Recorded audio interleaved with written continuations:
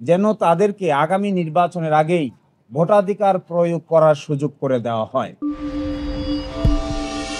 প্রবাসীদের ভোটাধিকার প্রয়োগ করার জন্য দীর্ঘদিনের একটি দাবি আছে এবং সারা দুনিয়াতে প্রায় ১.৫ কোটি প্রবাসী বসবাস করেন, যারা বাংলাদেশে সবচাইতে বেশি পরিমাণ রেমিটেন্স পাঠান। আমাদের অর্থনীতির ৬ থেকে ৭% তাদের রেমিটেন্সের উপর ভিত্তি করে চলে এবং বছরে প্রায় ২,৬৬৫ বিলিয়ন টাকা তারা বাংলাদেশে প্রেরণ করেন, যার মাধ্যমে আমাদের রিজার্ভ এবং আমাদের সরকার পরিচালিত হয়। কিন্তু তারা কোনো ভোটাধিকার প্রয়োগ করতে পারেন না।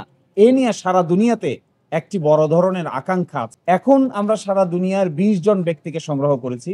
যুক্তরাজ্য, যুক্তরাষ্ট্র, Canada, Australia, Italy, Germany, France, Saudi Arab, Qatar, Kuwait, Malaysia, Spain, Portugal, এই সমস্ত দেশে যারা বসবাস করেন আমাদের ভাইয়েরা, তারার মধ্যে ২০ জন এসে আজকে একটি লিগ্যাল নোটিশ প্রেরণ করেছেন নির্বাচন কমিশন এবং সরকারকে, যেন তাদেরকে আগামী নির্বাচনের আগেই ভোটাধিকার প্রয়োগ করার সুযোগ করে দেওয়া হয়।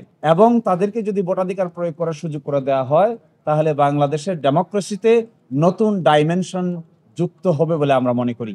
এই জন্য আজকে এই নোটিশ পাঠানো হয়েছে। ১ মাসের সময় দেওয়া হয়েছে নির্বাচন কমিশন এবং সরকারকে। যদি এই সময়ের ভিতরে তারা এটি সমাধান করেন, তাহলে তারা কোনো প্রশ্ন উত্থাপন করবেন না। কিন্তু যদি সমাধান না করেন, তাহলে বিষয়টি উচ্চ আদালতে গড়াবে। এই জন্যই এই লিগ্যাল নোটিশ পাঠানো হয়েছে। আমরা এক্সপেক্ট করি পৃথিবীর বিভিন্ন দেশে, প্রায় ১৪৭টা দেশে এক্সপ্যাট্রিয়েট দেশি যারা আছেন, তাদের ভোটাধিকার প্রয়োগ করার সুযোগ আছে এবং সকল দেশেই সেটা হয়। কোথাও পোস্টাল ব্যালটের মাধ্যমে হয়, কোথাও অনলাইনের মাধ্যমে হয়, কোথাও হলো প্রক্সি ভোটের মাধ্যমে। আমরা এখানে প্রপোজ করেছি যে বাংলাদেশ থেকে তাদেরকে আগে নির্বাচন কমিশনের মাধ্যমে ন্যাশনাল আইডি কার্ড করাতে হবে। ন্যাশনাল আইডি কার্ড করানোর পরে অনলাইন অ্যাপসের মাধ্যমে তাদেরকে ভোটার লিস্টে নাম তুলতে হবে। ভোটার লিস্টে নাম তোলার পরে ভোট যখন আসবে, তখন সংশ্লিষ্ট দেশগুলোতে নির্বাচনের কমিশনের পক্ষ থেকে ভোটের বুথ তৈরি করা হবে। তারা আমেরিকায় বসে, কানাডায় বসে, অস্ট্রেলিয়ায় বসে, সাউথ আফ্রিকায় বসে এবং সৌদি আরব, কাতার, কুয়েতে বসেই সেখানে ভোট প্রয়োগ করতে পারবেন। যার বাড়ি যে এলাকায় হবে, তিনি সেই সাংবিধানিক কিংবা সংসদ সদস্য, সেই এলাকার সংসদ সদস্যকে তিনি ভোট দিতে পারবেন। এই ভোটটা অনলাইনে গণনা করা হবে। পরবর্তীতে এই ভোটের বাক্সগুলো, ব্যালটগুলো বাংলাদেশে প্রেরণ করা হবে।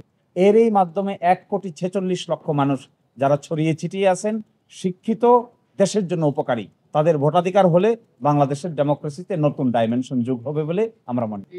যেহেতু বিষয়টা জটিল, এই জন্য ১ মাস সময় দিয়েছি। ১ মাস পরে আমরা আদালতে আসবো ইনশাআল্লাহ।